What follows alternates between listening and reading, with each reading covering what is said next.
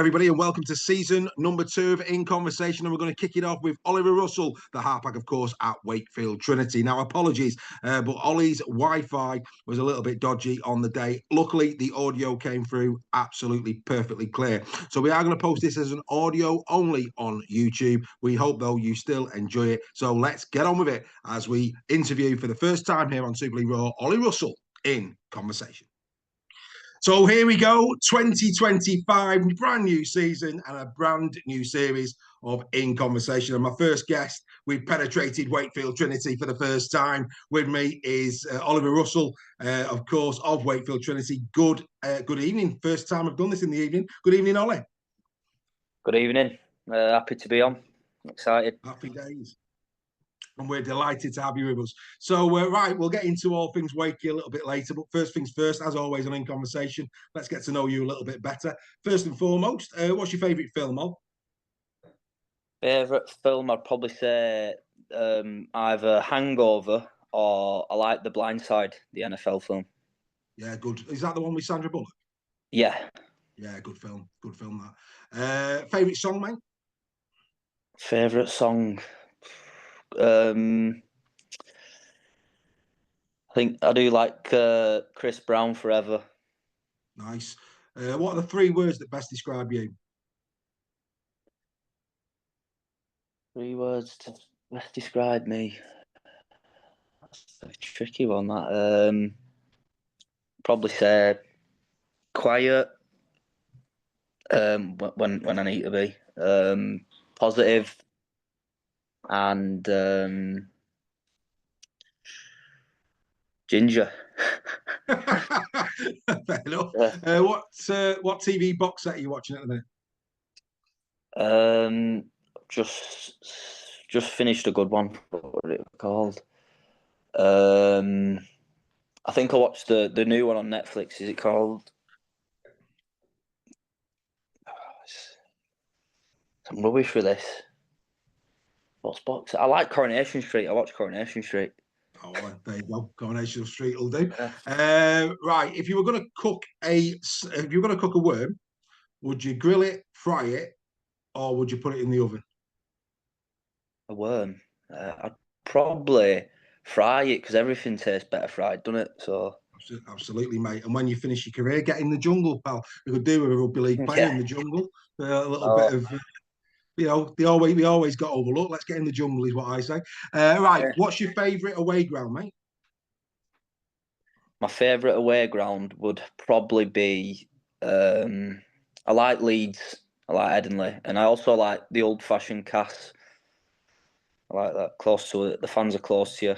Obviously, you get a lot of abuse. I think I'll get a little bit more this year being at Wakefield, but yeah, I like it. You'll be definitely getting a bit more abuse this year, mate. There's no doubt about that. Who's your rugby league hero? Probably say my hero growing up was Kevin Sinfield from Oldham, like me. So yeah, obviously, look, he's not a bad person to look up to. Absolutely not, mate. Absolutely not. Who's the hardest player you've come up against thus far in your career? Probably come up against.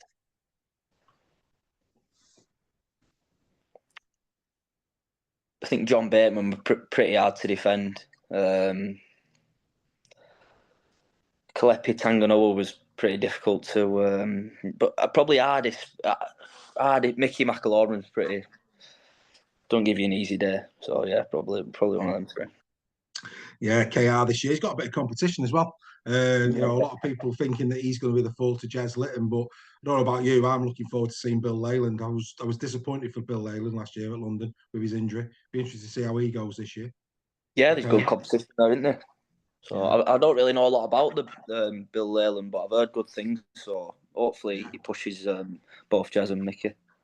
Yeah, he was exceptional in 23 in the championship. He was him and Rourke were the 2 that we were looking forward to seeing how they went in Super League, and obviously unlucky for Leyland. But yeah, let's see how he gets on this year. Hopefully he does well. Who's been your biggest influence in the game thus far? It's probably my dad. He used to play for Wigan and Castleford himself and Oldham, so he's definitely been. And my granddad Jimmy were big on me. But yeah, definitely my dad. Fantastic. Who's the best player that you've played with?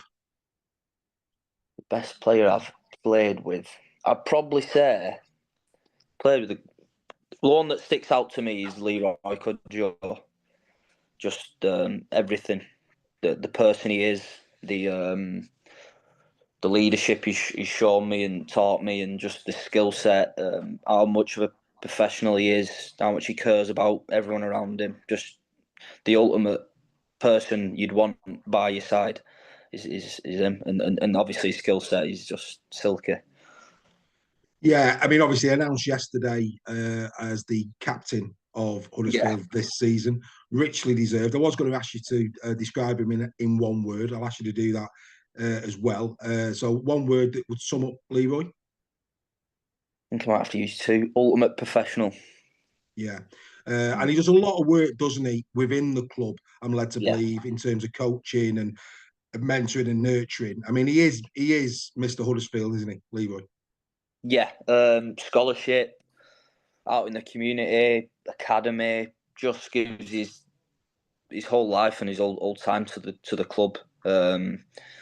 If I think if I'd want to be like him when I get to his age, just the ultimate professional, and he just cares. It like he did a lot of caring. He's a caring guy, and he just cares about everyone at the club and wants the best for them. So I can't speak highly enough of Leroy. No greater accolade than that. What you've just said, Yeah.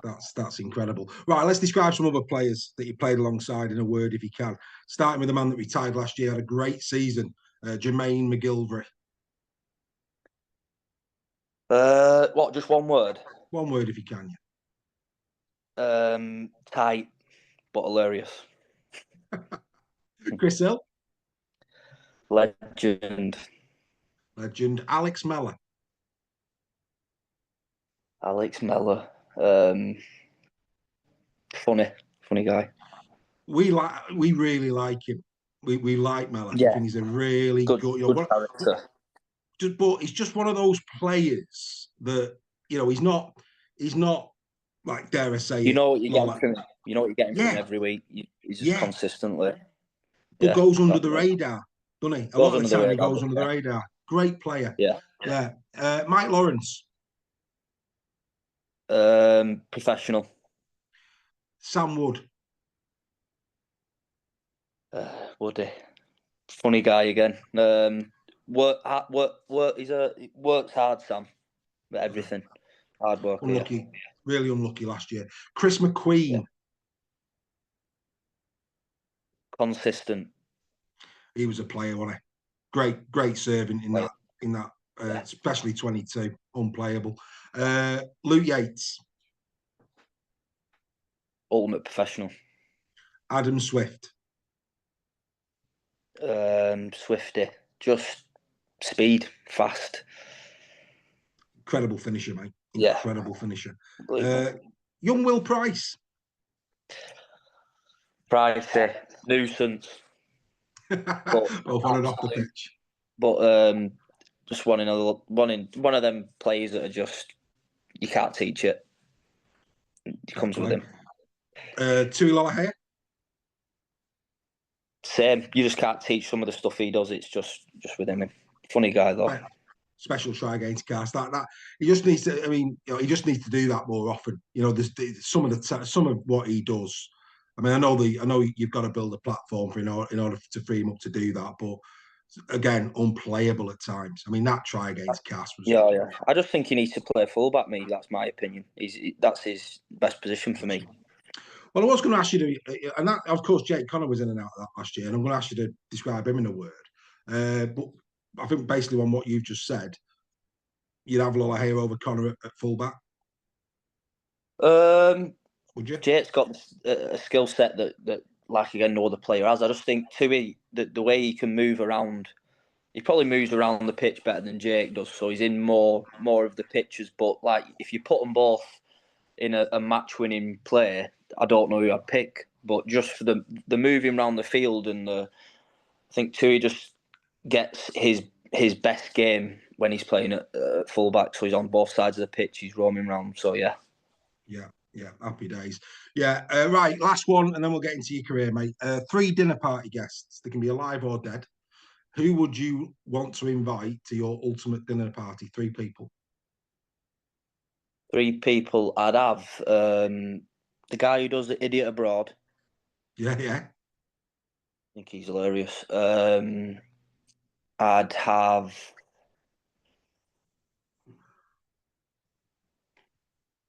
I think I'd have. I think I'd have Tyson Fury. Just think some of the stories he'll have, and I'd probably have. Um, what was the Roy Keane? It's got to be Roy Keane. So imagine Tyson Fury and Roy Keane in the same room if they Yeah, disagree. That'd be fun, wouldn't it? that'd be That that fun. that'd be fun. You need that comedian just to lighten the load. I think Yeah, yeah, that'd be good fun. Right, let's get into you then, mate. Let's get into you. So born in Oldham, 98. yeah. I'm led to believe 26. 26. Yeah, Yeah, getting old 26. now. Right. So I think you've hinted on this. Obviously, clearly your family is well and truly entrenched in the game of rugby league. Is that where your love for the game came from? Your dad and Yeah. So my granddad played for Huddersfield, yeah, and then obviously my dad played for Wigan, Castle, and Oldham. So it was just like not really that I had a choice, if you know what I mean. It was good on to training. To be fair, I didn't like it for the first year. I think he just I think I was playing with daffodils on the pitch. Like I just wasn't interested. But I was only young, and a few of my mates from school went down, so I think I felt a little bit more comfortable. Went with them, and yeah, the rest is history. when did it snap then? So when did you go? Hang on, I I, like I this. We think can it's do this. I think it was when I actually went with lads on it, like my friends, when I felt comfortable in that kind of environment. That's when I obviously started to love it, and yeah, that's just I've not. I think I had a ball. I used to sleep with a rugby ball when I was younger, so it was just I just loved it. I used to go to rugby with my granddad Jimmy on a Saturday with Oldham St Anne's, watching the first team home and away. So I was always around rugby. So yeah, And that was your first team, wasn't it, Oldham Sounds? Am I right? Was yeah. that your St first Anne's team? my amateur And side. do you get back there? Do you go back to Oldham St Anne's? Do you I get? Do you... coached the first team, so Brilliant. I've coached I've coached the first team for 2 years now, um, and yeah, I really enjoy it. I've got some of the lads who I used to play with still play there now, so I've gone from playing with them to coaching them, which is not is not great sometimes. But yeah, we've done well. I think I've got quite a decent record as a coach. Two years coaching, 2 promotions, so I'll take that. And is that something long term? I always go with the flow. Is that something long term? You know, you're only 26, loads of, God willing, Yeah. injuries and all the rest of it. Is that the ultimate for you? Do you see yourself one day becoming a high level Yeah, coach? yeah. I really do enjoy it. I've got my level 2, so I think I'm going to do my level 3. But I think it's one of them things that you have to make that decision as you come into the end. If you want to carry on in that rugby environment, you don't know if you. I might want a few years out kind of the game, but I don't think that'll be me. I think I love the game that much that I do see myself wanting to go into coaching in some kind of capacity. Yeah, happy days. And reading up on your career as well. What took you to Wigan St Jude's? Because obviously the Oldham lad playing for Oldham. How did the Wigan St Jude's come about? So I all my life I played a year above my age group in Oldham St Anne's. So when I had to move, because obviously they went from 16s to under 18s, and I couldn't do the jump. They wouldn't let me do the jump for 2 years. So I had to move, and obviously I was at Wigan Academy at the time. So they just said it'd be best if you go and play at Wigan St Jude's. So I did. I think I played 13 games. Didn't win a game. So I just thought this is the right thing. So I moved back to St Anne's and went and played with my own age. We had 19 of the 17 players at Wigan St Jude's were all in clubs, but just the attitude. I think a lot of maybe some of them thought they made it, just and they weren't taking it serious. So I thought I'm not wasting my journey here. Keep coming up, keep losing. When I just thought I'll finish my time in amateur back at the club that I loved. So I didn't last long at Wigan St Jude's. I come back to Oldham St Anne's where I finished. Do you ever play St Pat's? I never play. I think I played Oral, Wigan St Pat. Oh, I did play Pats as well. Yeah, with Jude's and Pat. They're games, aren't they? Yeah. They're I played Ollie P when he played for Old St James, so that were a bit of a fun one. Yeah, I mean, like I say, some of the amateur rivalries, dare I say, actually, some of the amateur ones are probably more entrenched than the professional ones, aren't they? Definitely. Brutal. When that crowd gets involved, and I don't know how people want to be a ref in games like that. It's just Yeah, happy day. Well, and you know what? We did a great one of these with Aaron Moore, and it was enlightening in terms of that. yeah, I know, Aaron. The local amateur games. It's a tough gig, and again, you've got to give. We know the officials come in for some stick, and I'm sure you give them a bit of stick on the field as well at times. But that journey to full-time refereeing in Super League, it's brutal, isn't it? What they go through. Brutal. I'll hold my hat off to them all. Until they get a decision wrong, and then I'm on the backs. I'll send a copy of this to Aaron. He might give you a couple of decisions for that going into next season. Obviously, I mean, just in terms of those amateur years, is there anything that sticks out in the amateur game for you? Any particular games? Is there anything that sticks out? I think one game that will always stick out. We played.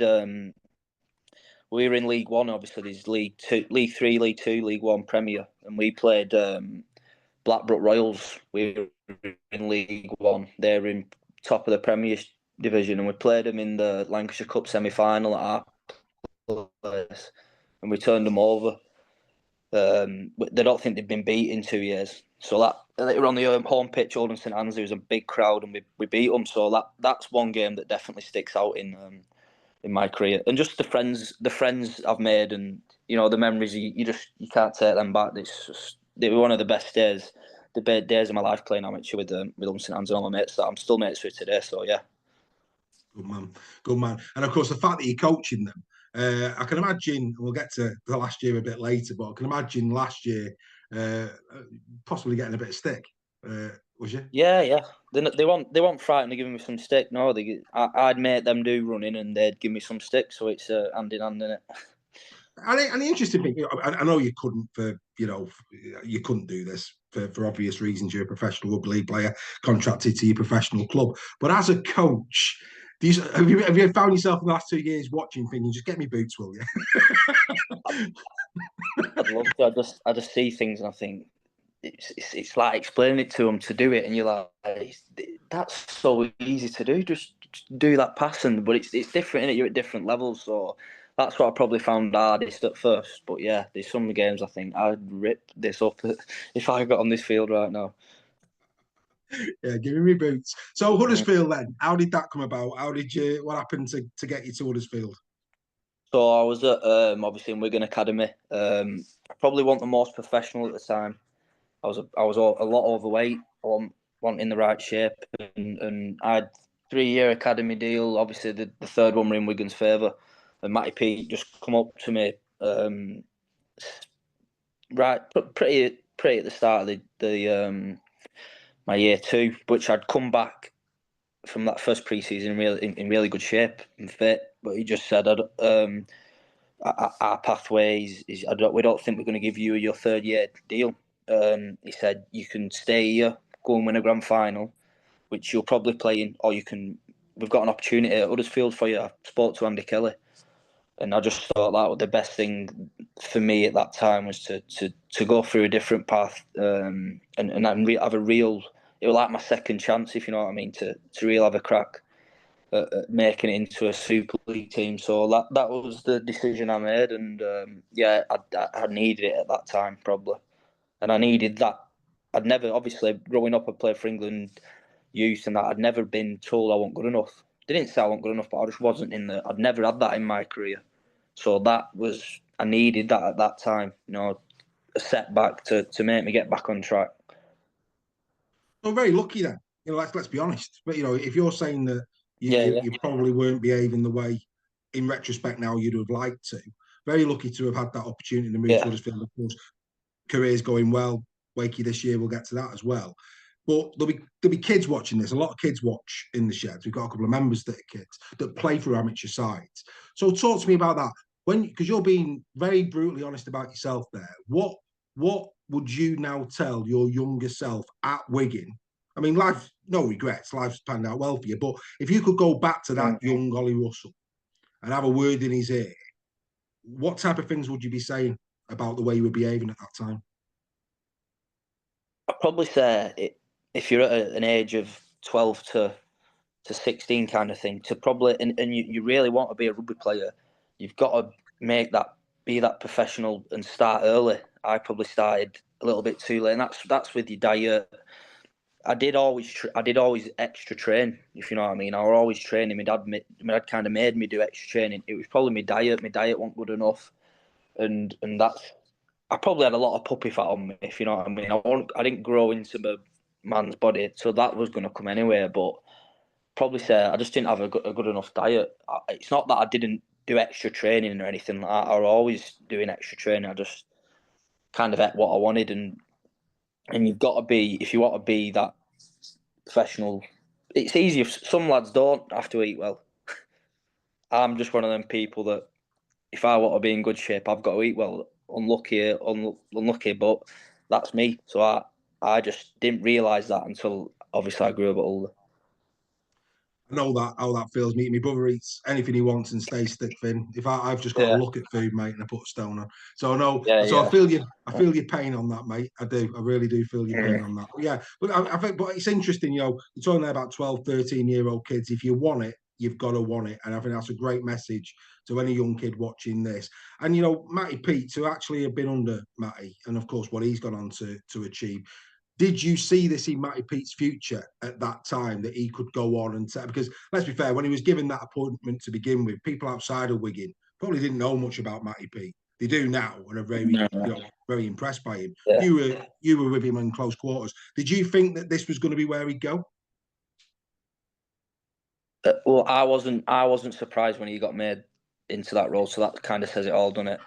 Yeah, I wasn't surprised at all when he got made head coach. So I knew he's very good, coach, but he's also a good man management, and that's I'd say 70% of a coach's role is being a good man manager, and he's good at that. And when you've got a roster and a team like Wigan, then you just need to just give him a good game plan and they'll do it. So yeah, I'm not surprised one bit at what he's done and the trophies he's won, and I man respect him a manager. lot for what he did for me. To be fair, Yeah, exactly. Yeah, he was very honest with you there. I mean, from the outside looking in, it appears he's a very, very good man manager, which is yeah, what he you is. need, and you need to be that now, don't you? In the modern Yeah, days, but of course you do. Yeah, he's a really good man manager. He gets all the boys together.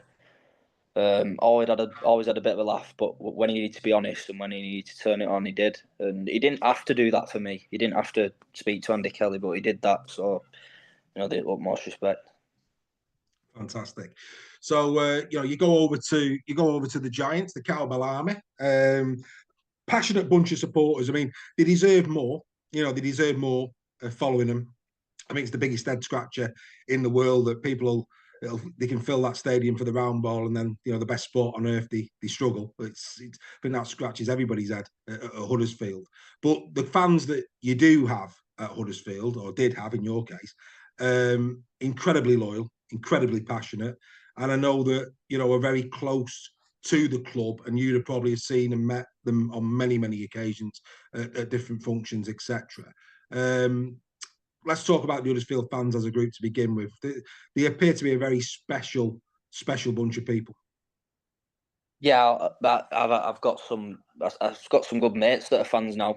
That they were really supportive of me since coming through the academy. The like you said, loyal. They don't bring loads, but they're with us through anything in when we're at Huddersfield. So I hold my hat off to them. I just wish they could have filled that stadium and had more fans, but they turned out week in week out. There'd be sometimes we think we'd go St Helens away and we'd have, don't know, 40, 50 fans, but Yeah. that cowbell were going off and Obviously it's not the best feeling when you go into a place like St Helens or something and you've got 50 fans supporting you, because they could be that 18th man sometimes. Yeah. Like, but yeah, we loved. I love my time with them fans, because there were a group of them that did support me when I didn't always have the support from majority of the fans when I was first coming through.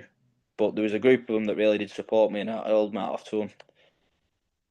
Good man. I mean, I'm not an Huddersfield fan, as you know. I had shudders down my spine when you mentioned St Helens away, especially after last season. I Yeah, mean, you had him, mate. Huddersfield had him, didn't yeah, you? I mean, just threw yeah, that one away, really. yeah. We were a close game on it. Johnny Lomax got the drop goal, but Yeah. yeah, close. I think we beat them the 4 years ago. That was the last time away when Jake Wardle scored. So I have won there, but it's a tough place to go. He's a talented lad, isn't he, Jake? Hell of a player. Is he Yeah, he's one of the most. where, He's one of the best players where I've would you played. rank him in terms of centres in 100%. Super League? Would you have him top? He's my number one. Yeah. We made our debut on the same day, me and Jake. Yeah. So yeah, Yeah. he's probably my number one. Yeah. Yeah, he's a class act, no doubt about it. Do you remember who you played? Well, of course you do. Who was your debut? We played Widnes, You did. and I don't think Huddersfield had won in about 12 games or something. And me and Jake played, and we won. You did. And he scored 28. two, I think.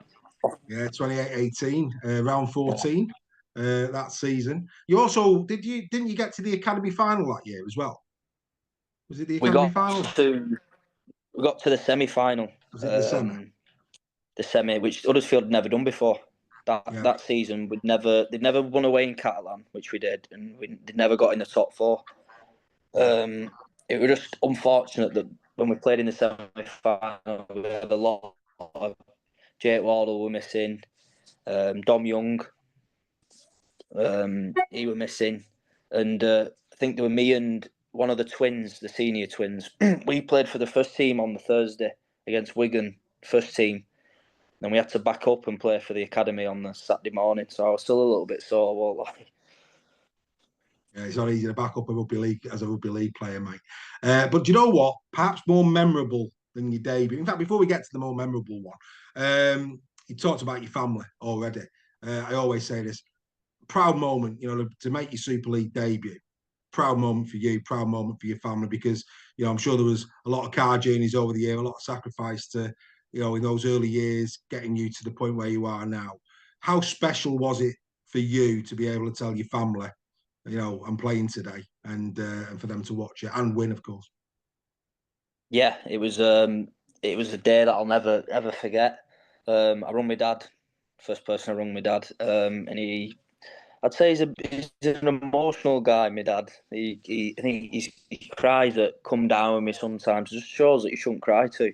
So when I rung him, I could just hear him crying. So like, yeah, he was buzzing for me and all my family. I had a 16-seater minibus come down with all my friends. It was just a day I'd never forget. There was a lively bus going home. Happy days. Now, of course, you said you're from Oldham. I mean, was Oldham your team as a kid or not? Who did you support as a kid? No, I was Leeds Rhinos fan. Leeds Rhinos. Obviously, Yeah, Sinfield was my hero growing up. So yeah, got you. So, and did you get to Headingley much as a kid? Did you get down there yeah, to yeah. watch them? I used Yeah. to go watch them a few times. I went to like the Leeds Rhinos Easter camps, stuff like that. So yeah. Right, superb, mate. And again, great thing for kids to do, and that's again a great thing that our sport does in the half terms and what have you. Yeah. They do put on some brilliant camps, which is fantastic. And I said a moment ago, perhaps more memorable. Of course, your debut is always going to be there in your heart, but I think it was 3 rounds later, Ollie Russell walks out at Headingley and Yeah. probably was man of the match. Now, our Greg Roach, our heritage number 2, second ever member at Super League Raw, he actually said it was his favourite performance. He's asking you what was your favourite performance, but his was that. He says, as far as he was concerned, that day you nailed some massive pressure kicks. He said, from him as a supporter, it was like almost a coming of age. Where's this guy come from. He was so impressed with you that day. Your second game for the club. How special, especially as a Leeds fan, was going to Headingley game 2 and being man of the match. Yeah, that's probably my favourite, one of my favourite ever games. It was a bit of a pinchy moment when I was coming off the field. I was like, "What have I just done on this field that I've always loved coming watching?" Yeah, I got a drop goal, few kicks and got an assist. It was just a good. I loved it. I had friends come over, so yeah. I can't really explain the feeling, but yeah, it was great. I mean, we saw this with the Leeds game last year when Headingley was just, supercharged, wasn't it? I mean, it's a very, very special historic ground, that, isn't it, when it's full? Well, yeah, it's. I think it's the best in. I think it's got to be the best in English rugby league when that style stands going and it's full. There's no place like it. Yeah, absolutely, absolutely. Now, of course, that's 2018, and again, looking at your appearances for Huddersfield, up until 2022. You didn't break double figures many seasons. Here's a lad at round 17, first season with the club. Remarkable performance. We'll get to 22 because personally I thought 22, and I think probably your best year potentially at Huddersfield as a player and for a long time for the club as well. So from 18 to 22, walk us through that in terms of why do you think you found it so difficult to cement your place in the first team? What were the challenges there for Ollie Russell at that time? I'd probably say, well, I was only 18. I think 18 that second game, so I was still a young lad. I still needed. Yeah. I think, unfortunately, I think what the problem is, obviously in rugby league at the moment, is the reserve system is not good enough. So I genuinely wasn't playing rugby. If I wasn't playing for the first team, I was too old to play for the academy. I was on the fringe of the first team, so they wouldn't send me out on loan. It was one of them. It's obviously a frustrating time for me, but maybe I don't think I was given a shot. Obviously, you're a young lad. The only opportunity I'd get is if someone were injured. So it was like it was frustrating time, obviously, but I just had to bite my tongue. Hopefully, when I got a shot, that proved that I could kind of do it, week in week out, which is hard. I'm telling you, it's hard as an halfback, as being a young lad trying to tell everyone what to do. It takes a bit of time. So obviously, we're very frustrating between them 2 years or so. But obviously, I learnt a lot. We didn't have strong seasons, so it's kind of. I'd say it's a little bit easier when you're in a new upcoming halfback, maybe playing for St Helens or Wigan, because you're going into a winning team. I think I was going into a losing team, so it's kind of. So it's like Jack Ferriman last year, wasn't it? It's kind of probably easier. Yeah. He's going into a super team, so I think for me it was a little bit different because I was going into a losing team majority of the time. But I take them days now that I probably learned my most. You learn your most when you're losing, so I don't take them days for granted. What I went through tough times, but you learn your most when you. And obviously, in 2022, I got a bit of a shot. So if I didn't have them experiences in the last 2 years, I don't think probably wouldn't have played as well in 2022. I mean, obviously, in life, what's between your ears plays a big part in it. You're talking there about a young lad who has got bags of potential, had little spells in the team where, let's be fair, you've held your own, you've done really well, and you're finding yourself training every week with no end goal. So mentally, that's tough going for anyone, but especially a young lad like you'd have been. Just walk us through that. How tough mentally was it to get through those years where you weren't playing and seeing other players, maybe overseas players coming in, taking a spot that you probably believed in your heart of hearts, if you give me the opportunity, I'll show you what I can do. Yeah, it was hard to take because I think some of the overseas signings that we did sign wasn't. I didn't feel like they're any better than me, which is frustrating for a young British half. You just want that chance, and it's also because I didn't have that when I did get to play. Maybe I think I was a little bit more nervous and in my shell because I was scared of doing something wrong. Because if I did do something wrong, I might not get picked the week after, and I won't be playing again I won't be playing rugby again for a. So it puts the pressure on it in that terms because maybe if we had a good reserves competition, I'd just slot back in and be playing rugby, which I'd be happy. If I wasn't good enough, I could take it on the chin and get back playing and make myself better in the reserves comp. But you didn't have that, so if you didn't perform, you weren't playing again for 8 to 10 weeks, which probably puts more pressure on young kids now when they get that shot. There's a lot more pressure on them to perform, or else they're not Yeah. playing for maybe that was my opinion when I was playing. I felt like I needed to. I went in my shell a little bit because I was scared of making mistakes. Else I'd be out and I won't be playing rugby again for 10 weeks, kind of thing. So Yeah, I mean, obviously the reserve is still not great, but there is a reserve league there now, at least with a getting handful of better. games throughout the season. He's getting better, yeah. But what you've just described there, perhaps Jack Farriman is experiencing now at Wigan in the fact that, let's be fair, he's not getting in over Harry Smith, he's not getting in over Bevan French. So unless something happens to them, he's not getting in. He's not getting in. So like Ollie Russell back in the day, there's a lad who's got potential that is going to be in and out at best 5, maybe 6 first team appearances this season, and he's going to experience what you've experienced, isn't he? Which, He's going to have to be really mentally tough. yeah, because he's probably too good for reserve level. So it's like, what do? You don't want to send him out on loan because if one of them go down injured, he's next in line. So that's the problem at the moment. If the reserve level's not good enough for players like that to be playing in week out, and I think they play every 2 weeks anyway. The reserves, so Right. he's not going to be getting any game every week anyway. So that is the problem because he's probably too good for that level. It's playing championship, it'd probably be good for him, but you're not going to do that as a club because if one of them halves get injured, he's next in line. So that's the frustrating. You can't really win at the moment. And based on his performances at London and, of course, Magic Saints, that try he scored there, you'd argue he's too good for the Championship. He needs Super League, Rugby League for him to move on because I think he showed in those brief opportunities he had last year that he can cut it, can't he? There's no doubt about that. Oh yeah, there's no doubt about it.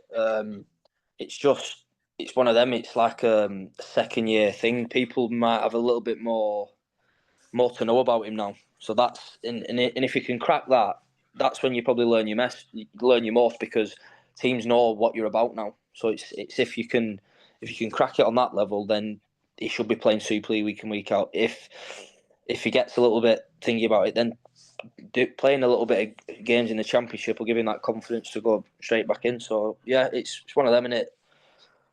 I wish him the best. Let's I hope go. he does get cracked. Well, let's go to the other end of the spectrum. What would Ollie Russell have given to be Leon Hayes? I mean, Leon Hayes at Warrington, given the 7 shirt this year, up until that injury last year at Salford, was keeping Josh Drinkwater out the side. It's the opposite for that young lad. Where you and Jack have done it tough. Warrington really backing that kid. How much pressure's on his shoulders this season at Warrington, would you say? Yeah, there's obviously going to be a lot of pressure on him, especially coming back from such a freak injury. But I think what'll help Leon is he's got probably the best player in Super League next to him. I think George will take a lot of pressure off him. He'll have quite a simple role. I think Sam Burgess will tell him, "Do you just get us around that field, kick to them corners, and you just watch George and Matt Duffy, do the rest kind of thing." So he shouldn't put much pressure on his shoulders, but there will be he's got a number 7 shirt, and that's what comes with it, kind of thing. Absolutely. And, there'll be young players at Wakefield this season who will be studying Oliver Russell. Of course they will. They'll be seeing you in and out of the training field. They'll be watching the first team games with you playing. You're 26. Do you still study halfbacks in the game? And if so, who are those players that even now at 26 you're looking at and thinking, taking things from other clubs? Yeah, I still study a lot of it. I think the person I study the most is Nathan Cleary. I watch all his podcasts. He's ever on a podcast or anything, I'm always watching it just to listen to what he says, and how he approaches the game in a mental way, and everything like that. Because for me, he's the best player in the world. He does it in them big games, and it's okay doing it week in, week out. It's just when he gets them big games, he just delivers. So yeah, he's someone that I really look into, and keep when I watch games. When I'm watching Penrith, I just watch him. I don't watch the game, if you know what I mean, because I'm watching what he does and keeping my eye on him instead of. But yeah, that's Nathan Cleary. That's when I watch the most. 2023 grand final, mate. That last 15, 20 minutes. If there was any Yeah. doubt about how good a player Nathan Cleary was, I mean, if ever one player won Penrith a premiership, it was Nathan Cleary that day. Yeah, they got the YouTube documentary if you've not seen it, and they go into that last 20 minutes, and it's just like wow. Yeah.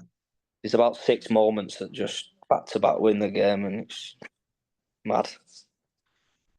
Well, hell of a player to study and watch. Maybe we'll see glimpses of Mr. Cleary coming out in Ollie Russell for Wakefield this year, and we'll tip the hat and go, you got that one off, Nathan.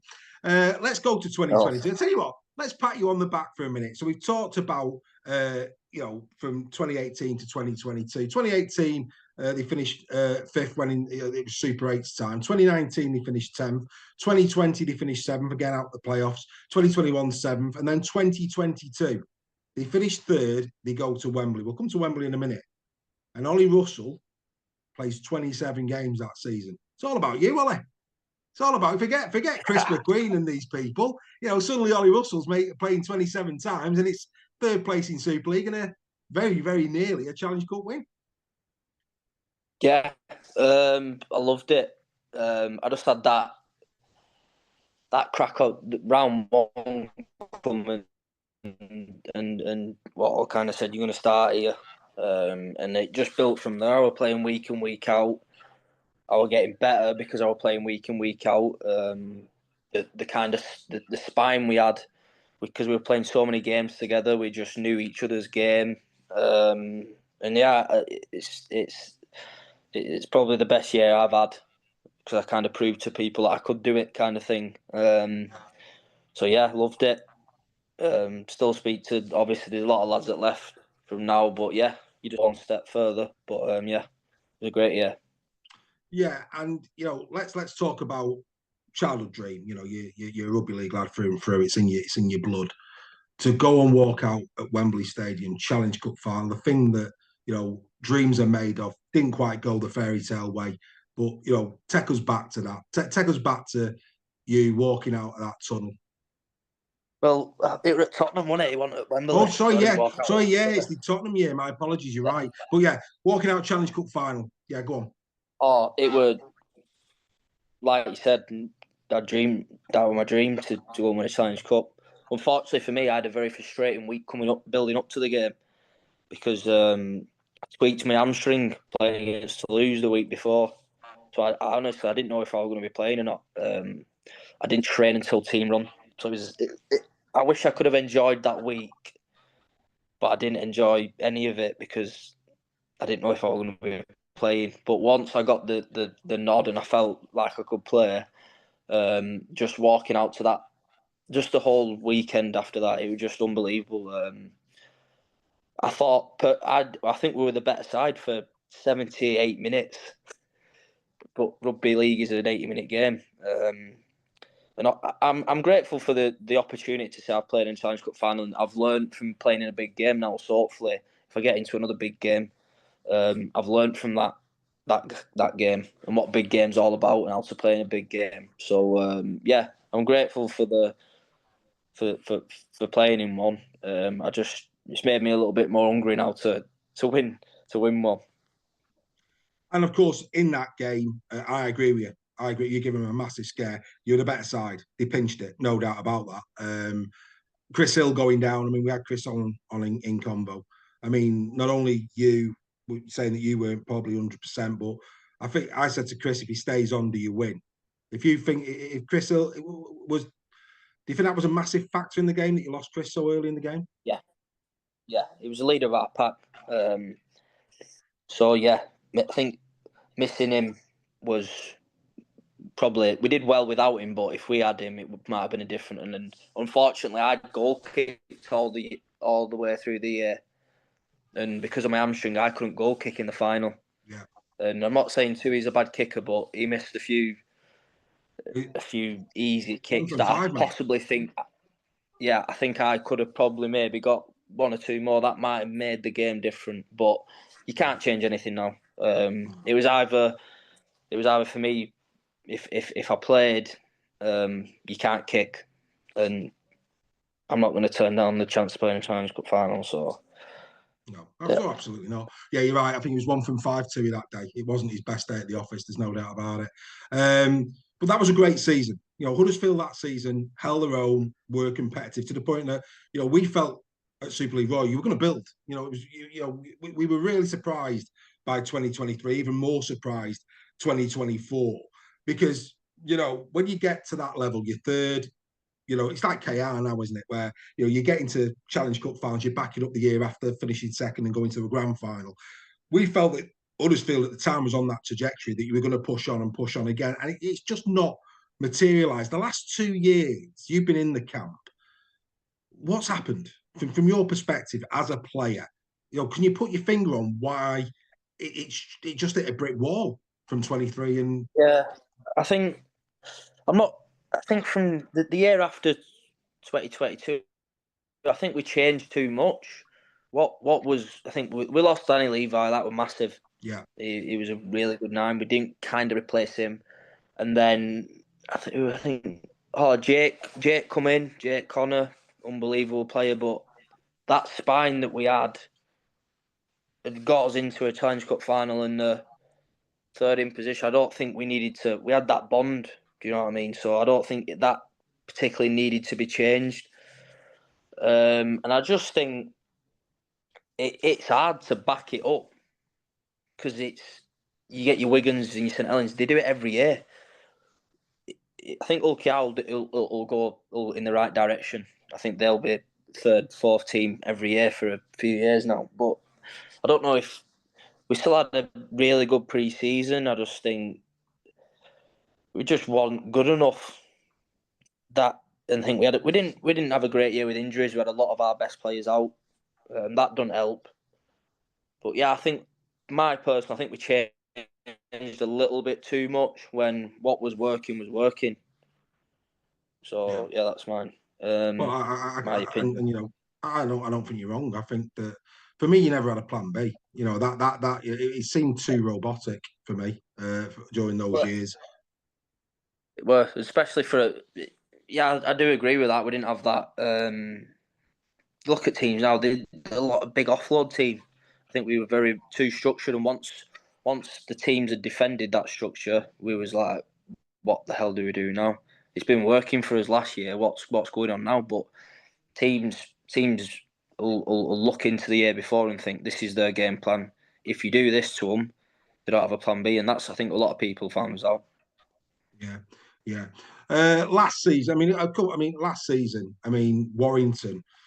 Warrington and Huddersfield last year, pretty much did a lot of damage. Obviously, it was after the Warrington game at Halliwell that Ian lost his position at the club. It was Warrington who knocked you out the Challenge Cup in the semi-finals and pretty convincingly, it's got to be said. So 2 big games there, an opportunity of progressing in the Challenge Cup and what happened at the Halliwell Jones Stadium. Walk us through that period. Within the camp, did you feel as if the end was coming for Ian? Probably so. But I've got nothing bad to say about Watto. He was great for my career. I just think that once it's once it's come to that point, then there was no kind of saving it, if you know what I mean.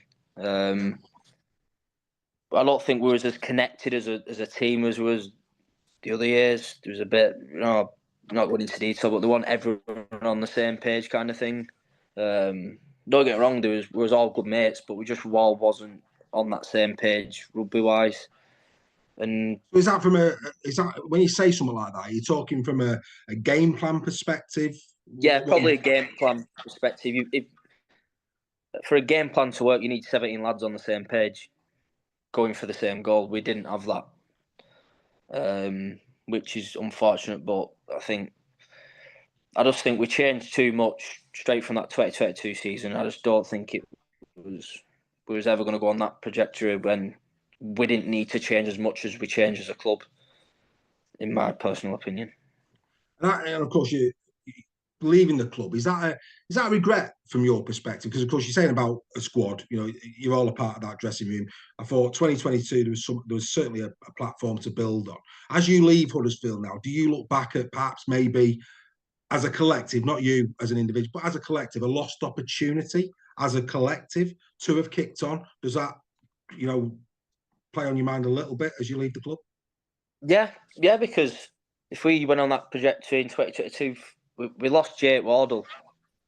Yeah. I don't know how a club can lose that or allow that calibre of player who's come through your system to go. I just don't understand it.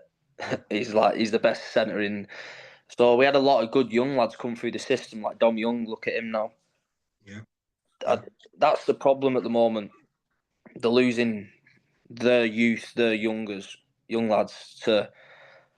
So that I would have loved to have played with all the like Sam Hewitt and that and gone on to win things, but we're just people are just like it's unfair. But yeah, I would have. I don't regret leaving Huddersfield at all, but I regret that it didn't pan out like that. If you know what I mean.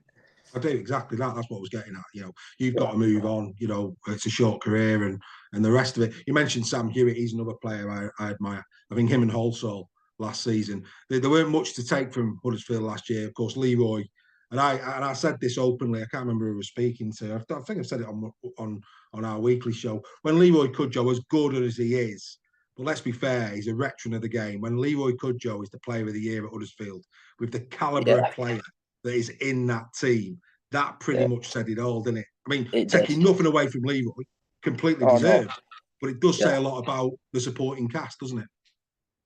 Yeah, it does, to be fair. And he won every award. Yeah. He was bored of getting up. So, you should have said, do you want me to go and get one for you, mate? I'll go and get one for you. Save your old legs, I'll go and get one for you.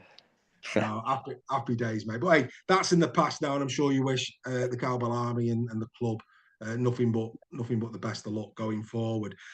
Before we get on to Wakey and you move to Wakey in this season and your hopes and ambitions for the season, I've never asked this before. It's a new question for In Conversation, but I'd love to know your answer to this. And this came actually from this idea come from actually interviewing the referees. Because I never realised that they did pre-game prep. But there you go. Yeah. So over to you. What is your routine? So first game of the season for Wakey. What's your game prep in terms of studying the other side?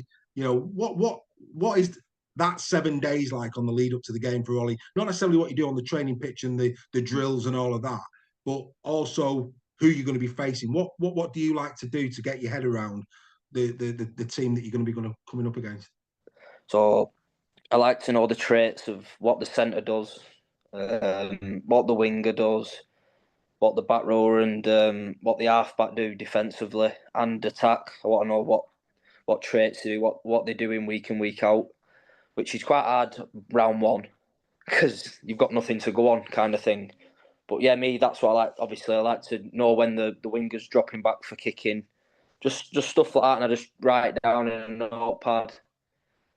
And obviously have our game plan in my notepad for what we're going to be doing, and then we just come up. I just come up with plays that would work best against the defence they were showing us for the traits that they do week in, week out, kind of thing. and I do a little bit of goal kicking, team run day, and then I'll have some pasta for tea, and then that's kind of me ready to go. So obviously there's two elements of prep there. I mean, in your position, more so perhaps than many positions, you have to adapt. You know, in those halfback positions, you know, during a game, you can have the best game plan in the world. We've already spoke about that in terms of plan Bs. You know, Yeah.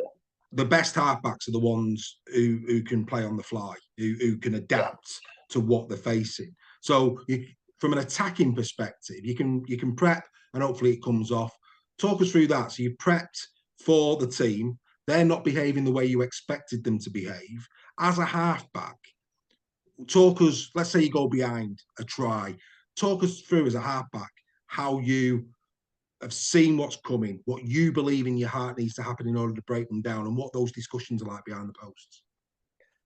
So yeah, it's pretty similar to what I've just said that I do through the week. So you're looking at the traits of what they're doing through the week, but then once you're in the game, they might have a defensive plan to defend us away. So that's just the spine getting together, saying, for example, the three man's jamming, trying to get us out the back. So pass it a little bit earlier instead of going right into the line. Just little conversations like that to tweak. Or the centre's jamming, he don't normally jam.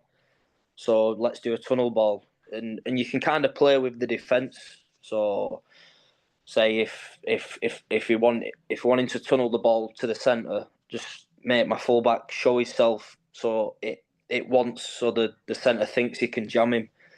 It's just little things like that I've learned. Obviously, it's like a game of tennis, isn't it? Really, they're A lot trying tougher to though, mate. yeah, a lot tougher. Yeah, I wish I would have picked tennis. A lot tougher. You'd swap your boots for a racket, and I thought at the Yeah, end of the day, 80 minutes. yeah, it's just like having little conversations about what they're showing early on in the game and just playing against it really. Just in case some of the kids watching this think that you've suddenly started making jam butties on the pitch during a game, because they might not be hearing that Oh type of yeah. technique. Yeah, but this is great. This is what we do this for. So when you're saying jamming, explain what you mean by that. So you'll see a lot of centres they kind of fly out the line to try and tackle the fullback, so the fullback don't have an easy 3v2. That's what I mean by jamming. So you can there's different ways of attacking that. You can have your back rower running like an overs line. So it as an halfback, if your centres fly, it leaves you on your own kind of thing. So it's difficult when a back row runs on your outside shoulder and you're one on one with him. There's a lot of different terms Yeah, absolutely, of saying it. absolutely. Yeah, and you know, and don't get me wrong. To use your terminology, when a centre jams effectively, that's the big hit, and that's the one where you go out because it's worked really well. When it doesn't, as you rightly say, if it doesn't work, Yeah, all of a sudden there's an overlap, and you can look pretty silly. And it's that percentage play, isn't it? It's percentage plays. If they come off brilliant, if they don't, you can be losing by 40 odd points yeah, in a heartbeat, can't you? yeah, of course. If your defence line's all not on the same page, then that's when it can start looking a little bit Absolutely. messy. No, that's And great. And I say some of the kids will take a lot from that. So, you know, your preparation, really, really important. And I expect, you know, defensively as well, because as a halfback, when you've got your hands on the ball, you're dictating the play and all the analysis that you've done in the game weighs heavily on the halfback shoulders to break that down and to communicate effectively. Defending a little bit more when you're the defensive side, a little bit more straightforward. You've said it there already. It's important that you go up in a unit and you back yourselves, you back your teammate, you stay rigid, you stay in a line. How again the preparation, not only in terms of how you're going to break the other team down, but also the preparation of what they're going to throw at you, so that your defensive line stays tight as well, isn't it? yeah, of course, it probably gets as much. I probably look into that as much as I do the attacking side because you've got to because there's both sides of the game, isn't there? So Yeah. I think what I've learned over the games I've played so far, if you make the wrong defensive read, but you all do it together, you can still solve it. So if that's just communication, So I'm letting my centre know when I'm going to go out and fly out and try and jam it, and he's coming with me. So the communication is the biggest part of defence, and the hardest part of that is when you're getting tired. Is the hardest thing to do is communicate, but that's what the good teams do, and the good players do. Well, what we've seen at Huddersfield in terms of last season, maybe a bit of 23, you can look at other teams. Warrington, a perfect example. When your backs are against the wall, when you're in bad form, and it's human nature. Sometimes people try and take matters into their own hands, don't they? And that's where problems try and start. solve it on their own. Yeah, and that's where the problems start. That's what probably happened last year with us. People probably started to try and solve it on their own. But just communication is massive for any young player anyway. Absolutely right.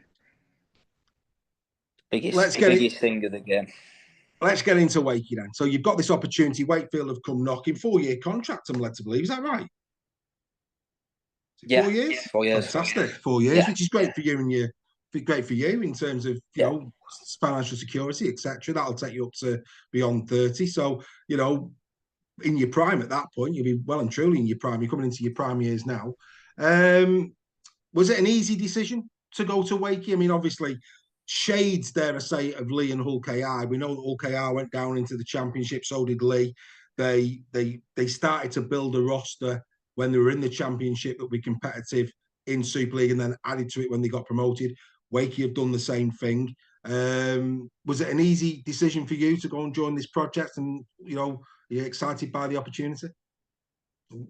It was pretty easy when I started to see the players that they were signing, but also they're signing a lot of English lads all my age, and the stadium's getting done, the facilities are getting better, the fan base, it's a well supported club, and the fact that they wanted me to be that number 7, pay them for giving me that opportunity.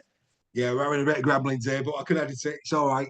So you mentioned there a lot of players coming in. 11 players, by my reckoning, have come into Wakey this year, to which you're one. Mike McMeekin has come in. Tom Johnson returning, both from Catalan. Cam Scott, Jake Truman. Hopefully Jake's on the better side of his injuries, because we know he's a good ball player when he's fully fit.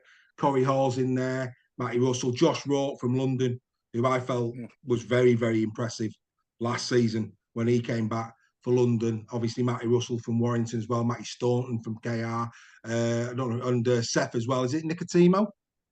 Yeah, from Gold Coast. A lot of people coming into the club. You've been training with him now for a few weeks. How are they looking? How is it gelling? No, it's honestly we're going well in training so far. We look well. It's new for me. Is it new for them lads? So we're pretty good to go into somewhere where there's 11 new players just like me.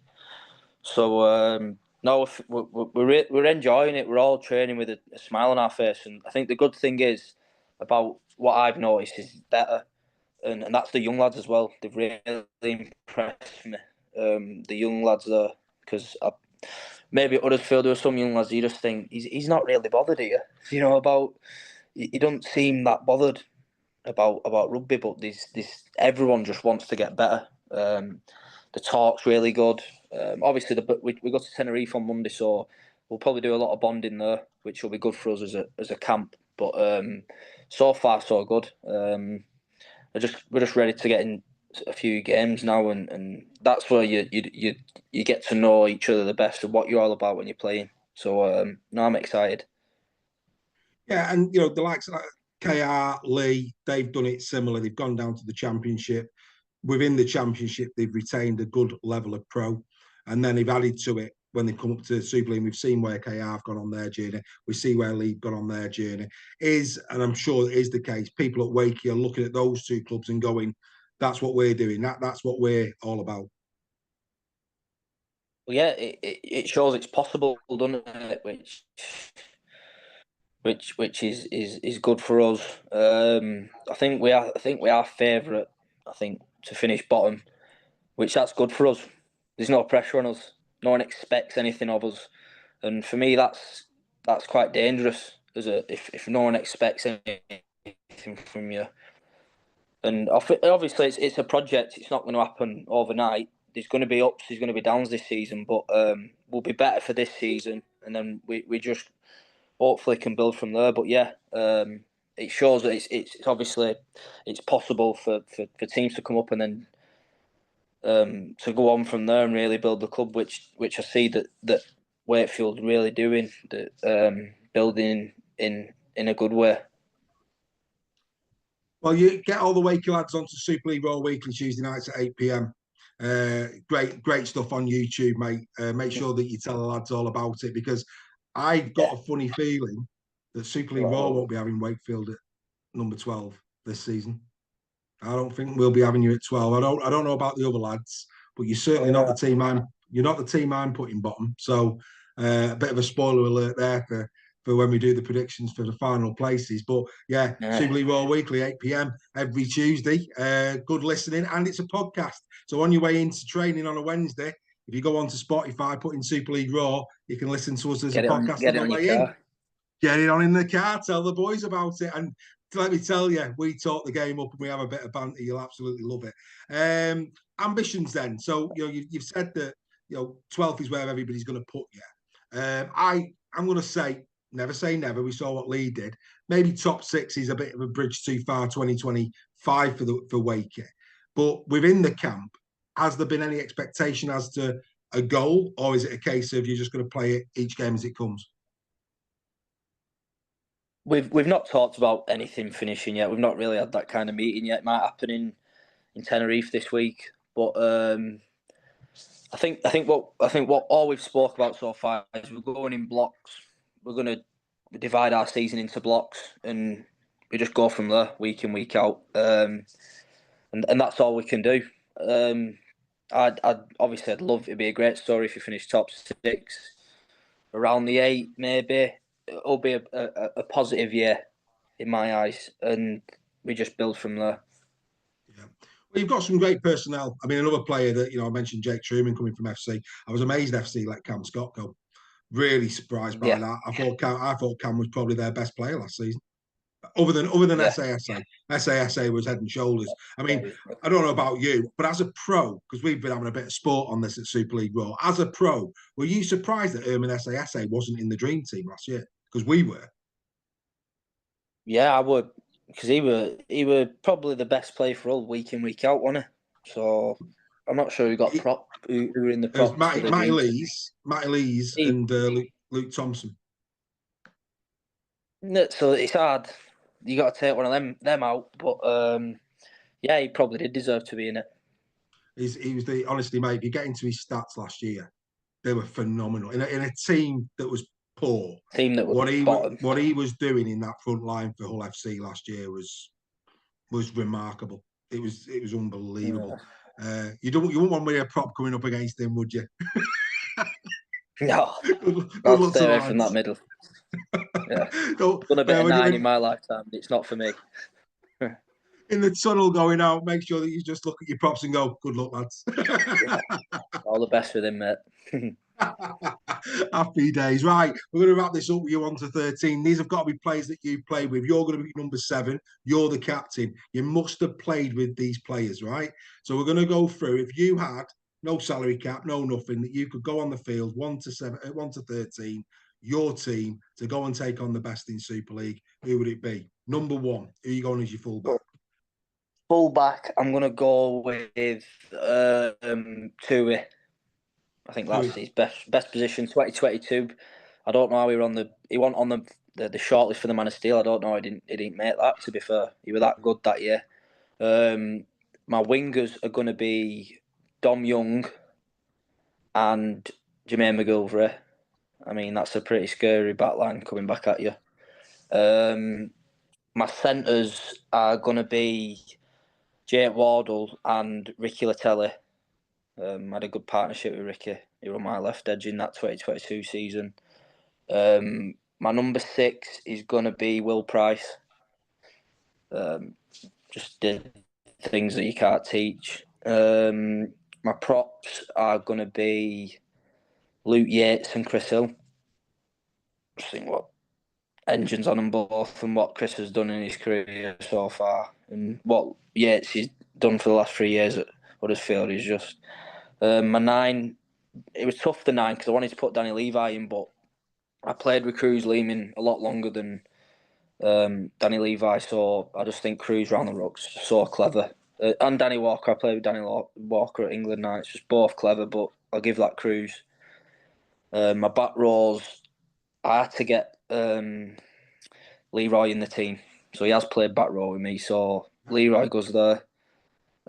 Chris McQueen is in my other back row, and my loose forward is going to be Ollie Partington.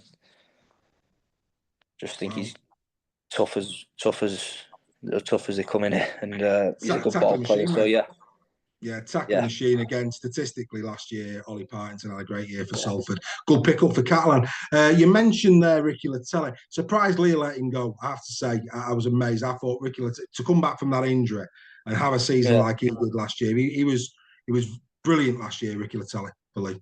Yeah, I'm surprised that they've not kept him, because he's one hell of a player and a really good guy to have around your club, for the young lads, what he's done in the game.